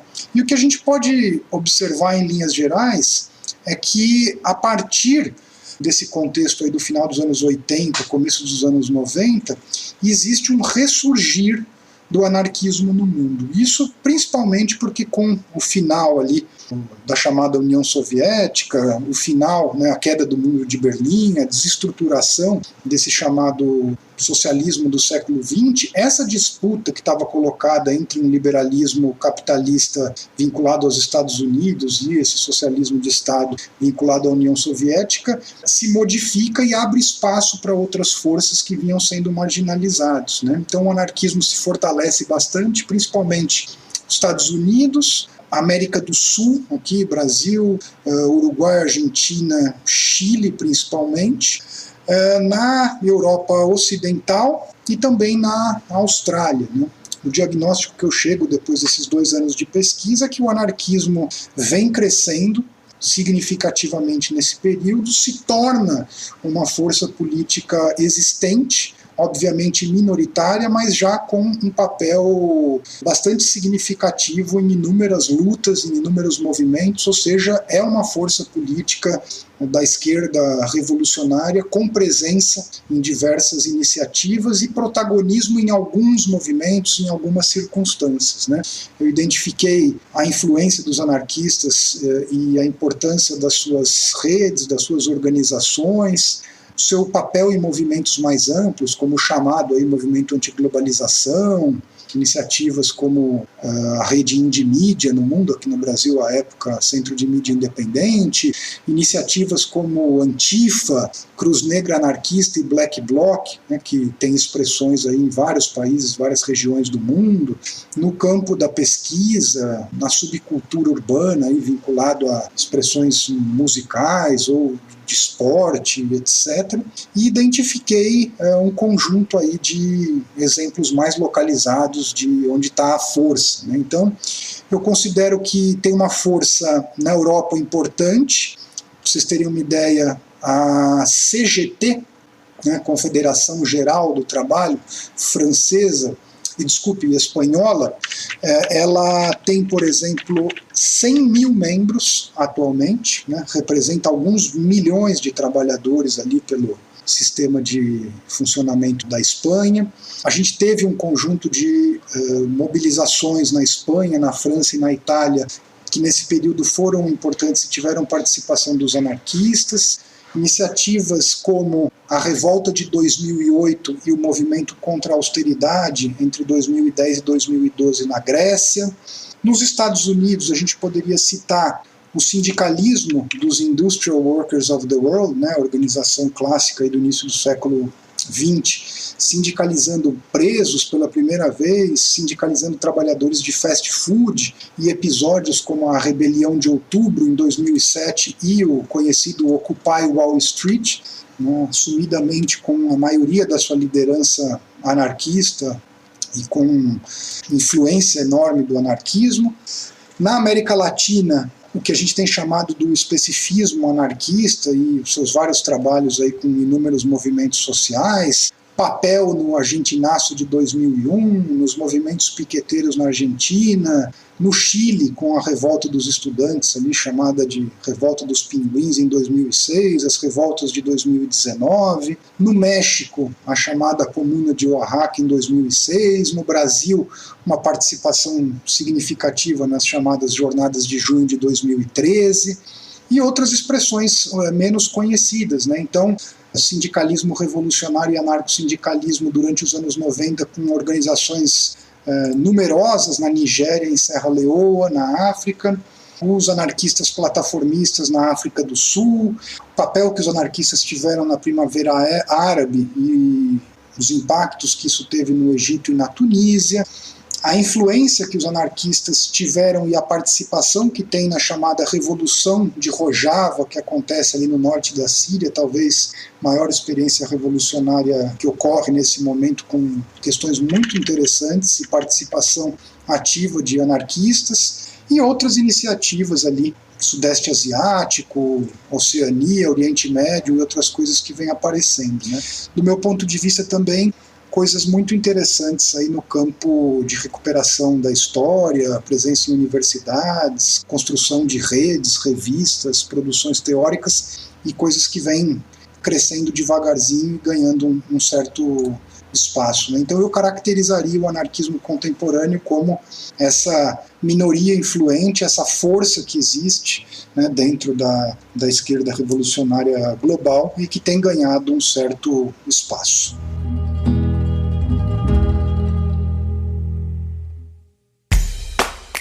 O Leitura Obriga História é um selo de produção de podcasts de história e humanidades. E a nossa campanha no Apoia-se financia esse e todos os outros podcasts. Então acesse apoia.se/obrigahistoria e colabore para manter esse projeto educacional gratuito no ar.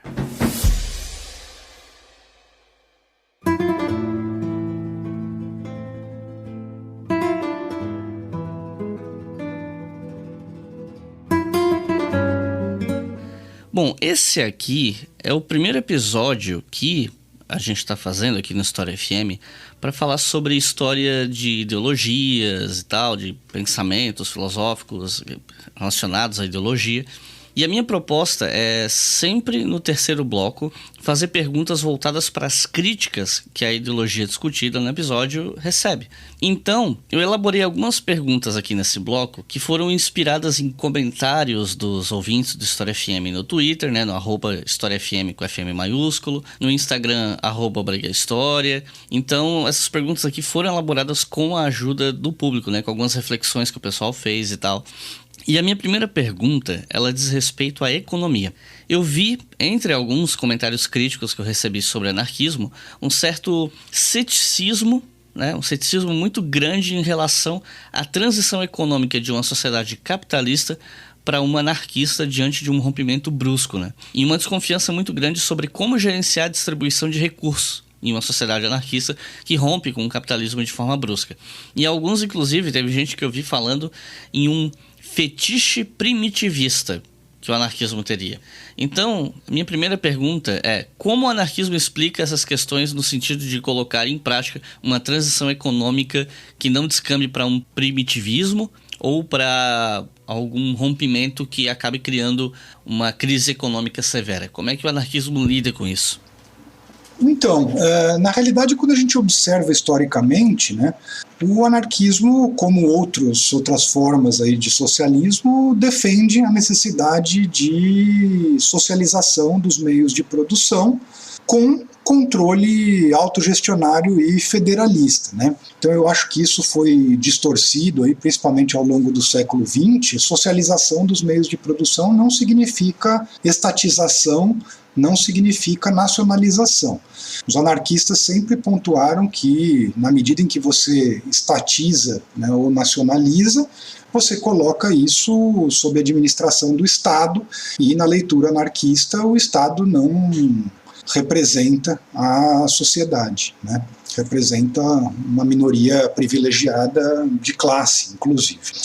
Então, O projeto econômico anarquista envolve essa socialização, e quando a gente fala de autogestão e federalismo, isso significa uma ampla participação das pessoas, né, da sociedade, portanto, nas decisões, na medida em que as pessoas são afetadas por essas decisões, né? Então não significa todo mundo participar de tudo, mas ampliar essa participação na medida em que as decisões afetam as pessoas. E você poder articular decisões de bases locais por delegações com controle da base. Então, também não significa todo mundo ficar se reunindo para decidir sobre tudo, né? Mas decisões que possam ser articuladas não por meio de políticos que você dá um cheque em branco e ele vai lá fazer o que der na cabeça, né? Mas por delegações que têm controle da base, podem ser substituídos a qualquer momento, né?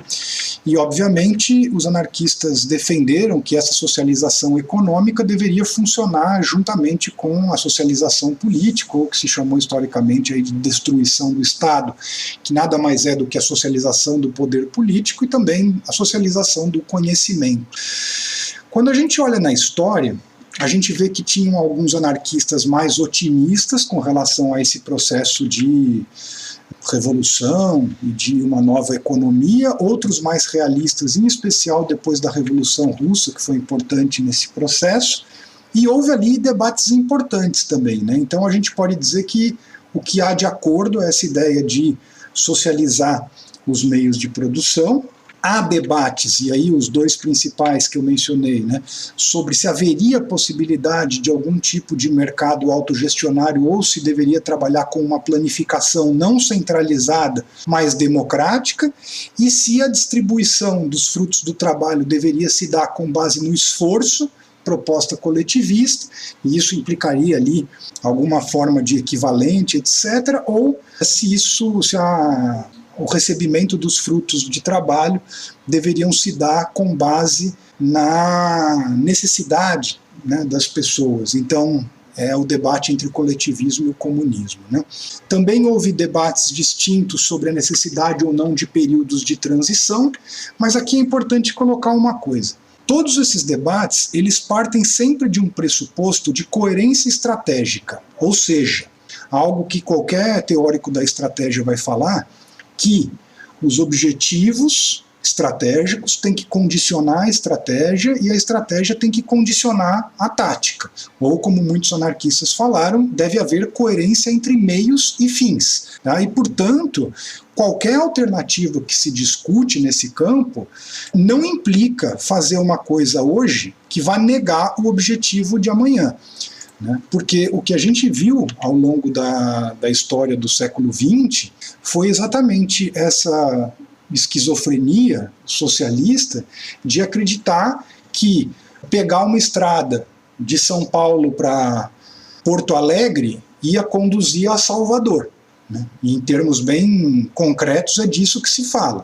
E, portanto, o que eu estou querendo dizer? Se a gente quer uma economia que seja uma economia socializada, que exista autogestão por parte dos trabalhadores, medidas que sejam transitórias ou quaisquer debates que forem se dar, devem observar para essa direção. E aqui a gente entra em contradição completa com a questão, por exemplo, da chamada ditadura do proletariado, que a gente sabe, historicamente, não é a ditadura do proletariado, é a ditadura de um partido sobre o proletariado, e que definitivamente está em completa contradição com esse objetivo emancipador do próprio socialismo. Bakunin já colocava isso no século XIX e os anarquistas reforçaram o tempo todo que se você tomasse o poder de Estado e nacionalizasse ou estatizasse os meios de produção, você produziria uma burocracia de Estado que seria uma nova classe dominante, e isso nunca caminharia para um processo de emancipação dos trabalhadores e de socialização da propriedade. E foi exatamente isso que aconteceu do meu ponto de vista, e, portanto, apesar de ver avanços e questões interessantes e importantes em muitas das revoluções que aconteceram ao longo do século XX, a gente pode dizer que nenhuma dessas revoluções conduziu à socialização de fato da propriedade privada, né? E os anarquistas, portanto, quando vão defender período de transição ou qualquer outra coisa nesse sentido, vão defender essa coerência estratégica. Não dá para você querer emancipação do trabalho começando por militarizar o trabalho. Não dá para você promover a emancipação do campo obrigando o camponês de arma na cabeça a coletivizar suas propriedades. Não dá para você promover a emancipação por meio da escravização dos trabalhadores. Então, isso parece que é algo muito simples, mas quando a gente olha a história do socialismo, parece uma contradição que grande parte das pessoas não conseguiu compreender. Você não cria poder popular, você não cria, né, um sujeito histórico capaz de, por exemplo, tocar e participar da gestão econômica de um país ou de uma região por meio de uma alienação completa desse sujeito que, em vez de ser explorado pelo patrão, vai ser explorado pela burocracia de Estado, né? E, portanto, nisso não tem nada de primitivismo, né? Trata-se de autogestão e de federalismo. Algumas visões primitivistas, né, que muitas vezes se chamam anarquistas, do meu ponto de vista, têm mais proximidade com as ideias do Rousseau, né, do que dos anarquistas históricos de fato. E uma outra questão que veio à tona nos comentários, etc., foi o desafio de transformar a experiência anarquista em algo global ou, no mínimo, mais abrangente. Porque me parece que todas as experiências anarquistas costumam ser bem localizadas, né, em espaços pequenos. E eu vi muita gente questionando a eficácia do anarquismo numa escala maior pela falta de um poder centralizado que sustente a experiência anarquista. E aí eu te pergunto, existe a possibilidade de um anarquismo em maior escala, vamos supor continental ou mesmo global? Como é que a teoria anarquista lida com essa questão de sair de uma experiência localizada e expandir isso para uma experiência mais ampla? Como é que você responde a esse ceticismo em torno da ampliação da experiência anarquista? A gente pode dizer que o anarquismo, como eu estava sustentando, ele foi e continua sendo global, mas sem dúvida é uma força, como eu coloquei, minoritária, e, portanto, os maiores desafios que estão colocados é sobre esse crescimento local, né, aumentar essa influência local e se articular melhor em termos nacionais e internacionais, né? Então, possibilidades para isso existem, e quando a gente analisa a história, né, a partir desses episódios, principalmente essas experiências revolucionárias que duraram algum tempo, a gente vê que houve condições de gestão de territórios significativos, com um número amplo aí de algumas milhões de pessoas, e de funcionar segundo essas bases. A gente pode pensar que a própria tecnologia também coloca algumas possibilidades nesse sentido, né? Agora, isso vem acontecendo, quando a gente analisa isso sem grandes paixões, né, vem acontecendo paulatinamente. Então, nessa pesquisa que eu fiz, que analisa o anarquismo, por exemplo, de 1990 a 2019, a gente pode dizer que 2019 tem um crescimento muito maior do que a gente tinha em 1990. Então há um crescimento. Agora, o ritmo desse crescimento pode não ser um ritmo que dê conta aí das aspirações das pessoas. De fato, como eu coloquei, né, observando em termos globais, é uma força que, apesar de poderosa, é uma força minoritária e que está longe de poder determinar o rumo, né, de várias sociedades aí, como, enfim, acontece com outras forças políticas, né? Mas vem acontecendo esse crescimento no último período, e a gente precisa olhar sempre no médio prazo, porque a gente vai ver, quando a gente pega 20, 30 anos, por exemplo, que tem coisas que crescem muito, como, por exemplo, esse sindicalismo de influência anarquista na África, chegou a agregar algumas mil pessoas e depois desaparece, né? Então tem que olhar a curva no médio prazo, e a gente pode dizer que de 1990 para frente vem crescendo, mas também entre erros e acertos e disputas aí que envolvem fatores que estão fora do anarquismo, mas também problemas internos de dentro do próprio anarquismo, né? Como eu coloquei, o fato desse conflito Estados Unidos, União Soviética ter se modificado, né, acabou criando novas possibilidades. E aí a gente pode entender que, quando a gente observa a história do século XX, né, a gente vai vendo que existe até hoje uma coisa que eu acredito que a gente discute pouco, né, que é as experiências passadas e presentes aí do chamado socialismo real.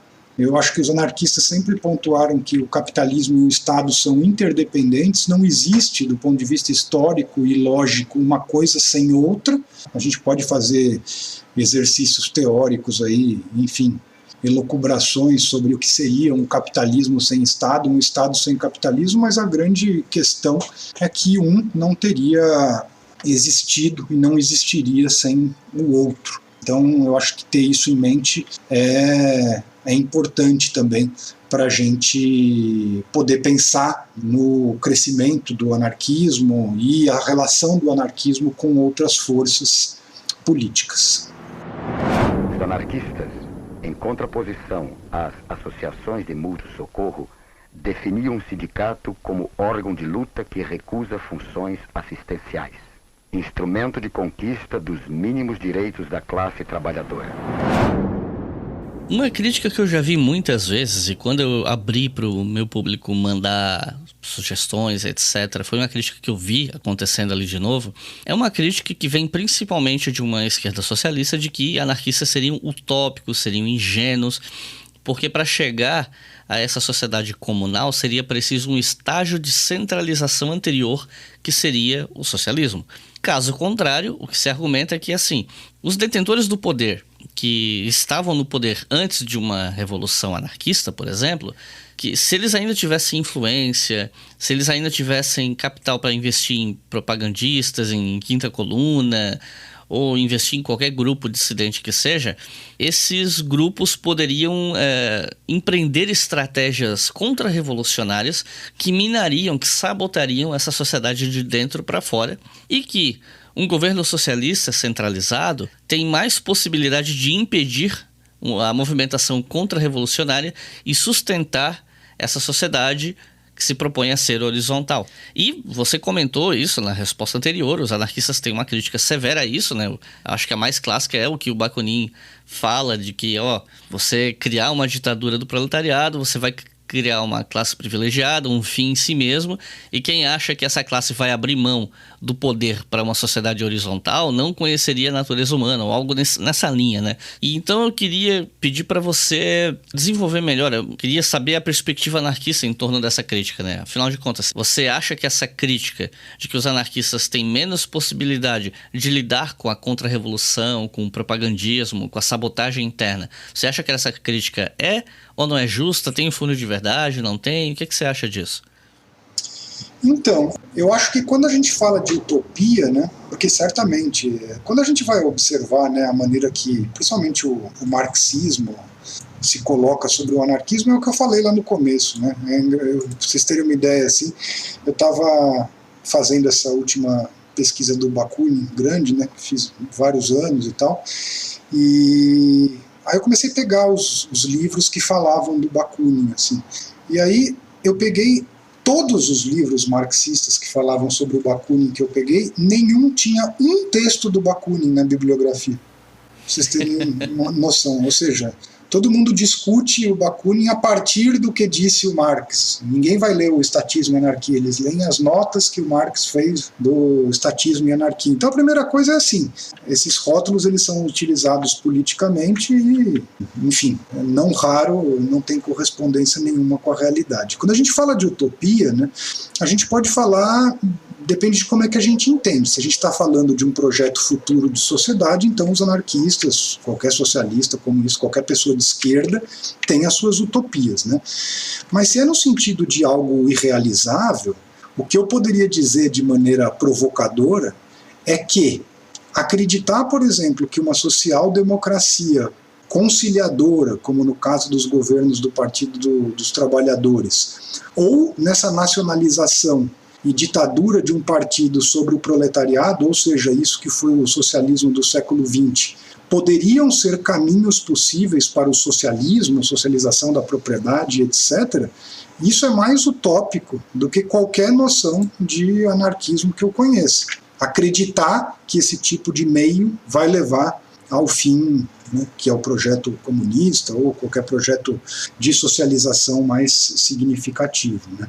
A questão que foi discutida por muitos anarquistas é essa necessidade de garantir as vitórias. E sim, tem uma questão no anarquismo, porque o anarquismo tem essa preocupação de quais são os meios que vão ser utilizados para atingir os fins. Então, os anarquistas não estão dispostos a utilizar certos meios e vão ter que lidar com essas questões, né? Agora, eu acho que, por outro lado, e isso foi pensado de várias formas, né, esse tipo de defesa da revolução não precisa ser feito pelo Estado, pode ser feito de outras maneiras. Se a gente pegar, por exemplo, a chamada plataforma organizacional, tem um capítulo lá sobre a necessidade de defesa da revolução e tem outras alternativas não estatais ali para operar com isso, mesmo com questão de armas, violência e outras coisas mais, né? O que eu acho que está correto é o seguinte: sim, você pode utilizar o Estado para promover esse período de centralização, e no momento que você fizer isso, você acabou de abrir mão da sua perspectiva de construir um socialismo nesse sentido. Portanto, legal. A gente vai começar a incluir, então, as revoluções burguesas dentro do rol, né, dessas revoluções que a gente acha que fizeram sentido, na medida em que trocaram o setor dominante e que, de um ponto de vista das relações de poder, de um ponto de vista de propriedade, de um ponto de vista das relações de dominação, né, as mudanças foram efetivamente muito pequenas, né? Então eu insisto muito nesse ponto, né? Não dá para construir um caminho de emancipação por meio da opressão, por meio da alienação, por meio da dominação. Isso vale inclusive para a crítica que os anarquistas têm feito a movimentos sociais, a movimentos sindicais, muitas vezes dos quais eles participam, dizendo que é isso. Quer dizer, não adianta você defender uma proposta de autogestão, de uma nova sociedade, e você continuar tratando a base do movimento, né, da mesma maneira que um patrão trata os seus funcionários, né? Eu acho que essa é uma lição importantíssima. Não se constrói a emancipação por meio da dominação.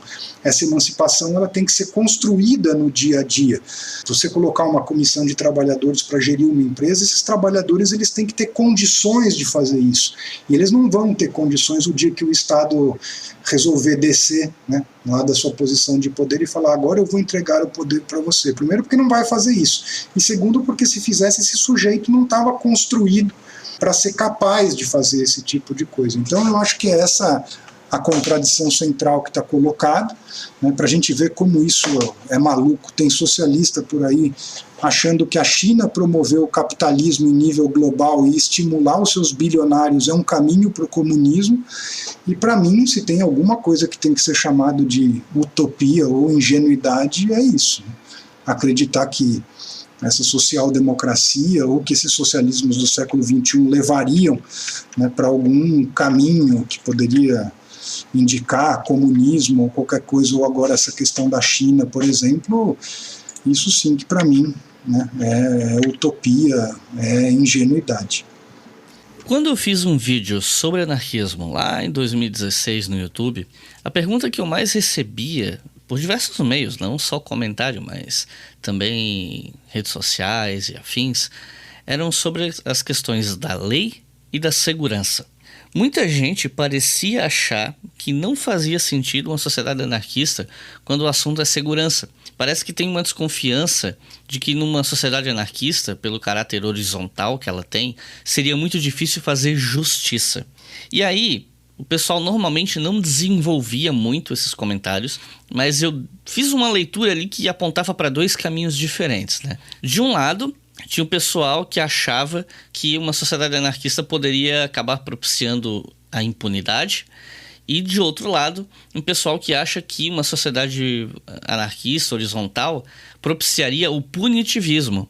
Assim como a gente tem situações, por exemplo, em que rola linchamento, depredação ou tentativa de linchamento e depredação antes de se saber se uma pessoa é culpada ou não porque está sendo acusada, né? Então, que isso, uma sociedade horizontal, de certa forma, propiciaria isso e atrapalharia os trâmites de um julgamento justo, por assim dizer.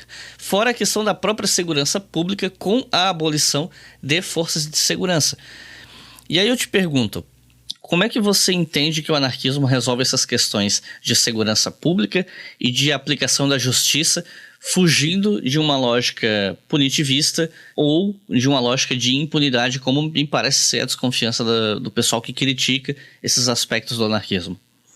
Então, Iclis, eu acredito que quando a gente observa a história do anarquismo, né, sempre a gente nota ali essa tensão entre as visões que são mais otimistas, né, e elas existiram e em alguma medida ainda existem, ainda que em menor medida, de que, olha, numa sociedade socialista você vai resolver 95% dos problemas de crime, de segurança pública, então as coisas vão ser muito mais fáceis e etc., né, e uma certa despreocupação com essa questão. Então isso sim houve, eu não saberia dizer para você se é majoritário ou minoritário, mas essa visão sim, a gente vê em algumas pessoas um pouco de o dia que a gente fizer a revolução tudo vai ser diferente, e não que vai ser um mundo perfeito, mas grande parte do problema aí da questão de segurança tem a ver com a propriedade privada, e você resolvendo isso, você resolveria grande parte dos problemas e tal, né?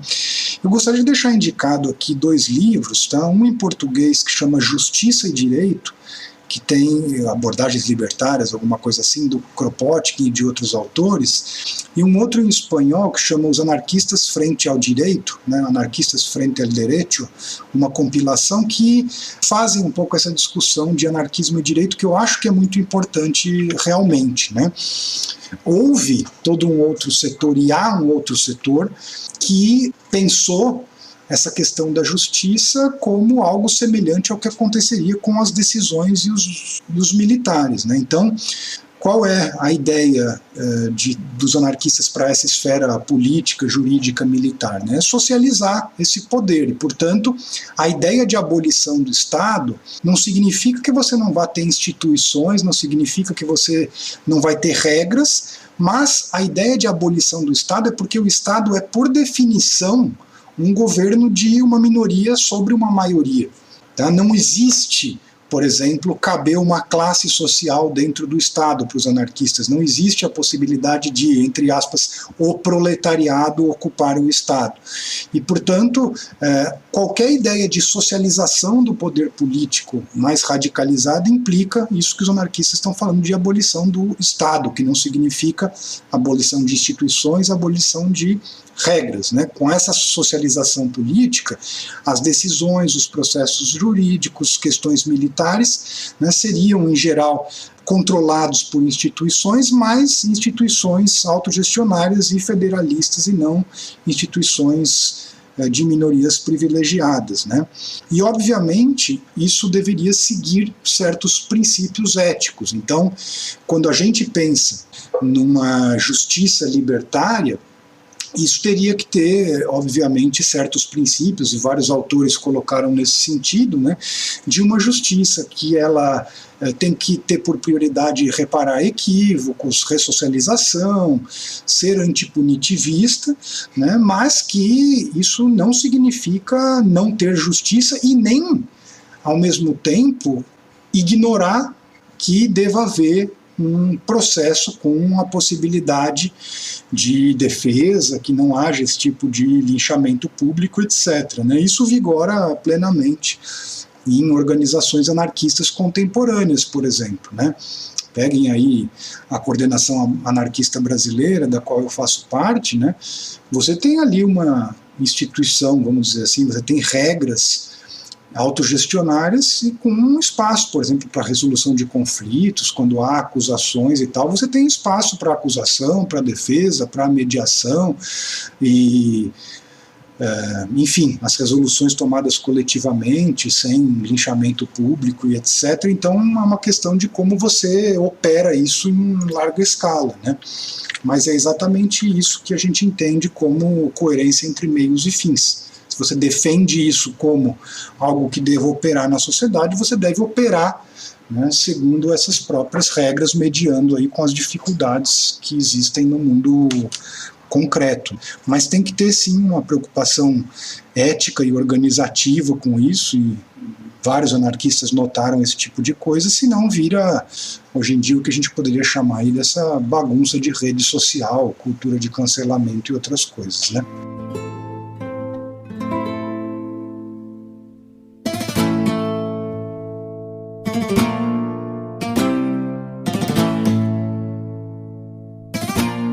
Recomendações de leitura para quem quer começar a estudar o anarquismo, a entender o anarquismo. Um livro, 2, no máximo 3, que sejam acessíveis, que o pessoal possa começar a estudar a partir dessas obras. Felipe, que obras você recomendaria? Legal, ó, eu peguei aqui um pouquinho mais 3 eixos aí, vai. Primeiro, 2 livros que eu já falei, mas eu reforço aqui, tá? O meu Bandeira Negra, tá? É uma espécie de o que é anarquismo, mas dentro dessa leitura que a gente falou aqui hoje. Vocês encontram no site do Instituto de Teoria e História Anarquista o PDF da primeira edição, que saiu pela editora Prismas. Ele está esgotado em papel agora, vai sair a segunda edição, revisada, com um prefácio novo, pela Autonomia Literária em breve, então deixo esse indicado. Deixo o meu Liberdade ou Morte, que eu falei do Bakunin, e vocês encontram também na Faísca ou encontram na Amazon também vendendo. Dica 2, eu estou sugerindo uma história do anarquismo e do sindicalismo revolucionário no Brasil, tá? Um livro de 2 companheiraços, né, de pesquisa, o Rafael Viana da Silva e o Cauã William. O livro chama A História do Anarquismo e do Sindicalismo de Intenção Revolucionária no Brasil, Novas Perspectivas. Vocês encontram o PDF no site do Instituto também. O livro está sendo reeditado, está esgotado em papel também. E por último eu deixei aqui 3 clássicos, né, para quem tiver interesse aí, não em comentários, mas em ler a fonte. Bakunin, As Obras Seletas 1, que foi publicado pela editora Intermezzo, está disponível. Kropotkin, A Conquista do Pão, um classicaço, está publicado pela Chiamé e tem digitalizado na internet. E o Malatesta, uma compilação ótima, que é Os Escritos Revolucionários, está publicado pela Edra, e eu acredito que acha digitalizado aí na internet também. É isso aí. Então é isso, pessoal. Felipe, considerações finais? Gostaria de dar algum último recado para o pessoal que está ouvindo? Não, na realidade eu gostaria só de agradecer novamente ao seu convite. Eu acho que essas iniciativas são muito importantes. Eu sou um consumidor aí dos seus podcasts, do seu próprio site. Acho que cheguei a comentar já que uso até um dos seus vídeos aí sobre direita e esquerda em sala de aula com os meus alunos na universidade e tudo mais. Então, parabenizo pela iniciativa, acho que é um projeto muito importante. Acho que são questões que vêm sendo trabalhadas aí com o devido rigor, e isso eu aprecio muito também nos trabalhos que você tem realizado, e deixo aí o meu incentivo para você continuar na batalha aí, produzindo coisas bem feitas e de temáticas interessantes como essa. Então fica aí o meu agradecimento. Valeu. E eu agradeço a tua paciência, porque eu te chamei a primeira vez em 2009, mas eu enrolei tanto para fazer esse roteiro que só saiu agora em 2021, mas finalmente o episódio tá no ar. Não, tranquilo, para mim não tem problema nenhum, é sempre um prazer quando você precisar. Minha agenda às vezes é um pouquinho complicada, mas combinando a gente consegue armar sempre, tá bom? Fico à disposição aí. Muito obrigado. E a vocês que estão ouvindo até aqui, muito obrigado também. Quero agradecer por terem ouvido até o final, por compartilharem o História FM por aí, e agradecer especialmente aos nossos colaboradores no Apoia-se que financiam todos os podcasts da casa, incluindo esse aqui. R$2 por mês você já colabora com todos os podcasts do História FM. No fim do ano é R$24. Vamos combinar que é um valor bem acessível. E com R$5 por mês você pode ouvir os episódios do História FM, Estação Brasil e Colunas de Hércules com antecedência. Então é isso. Muito obrigado e até a próxima.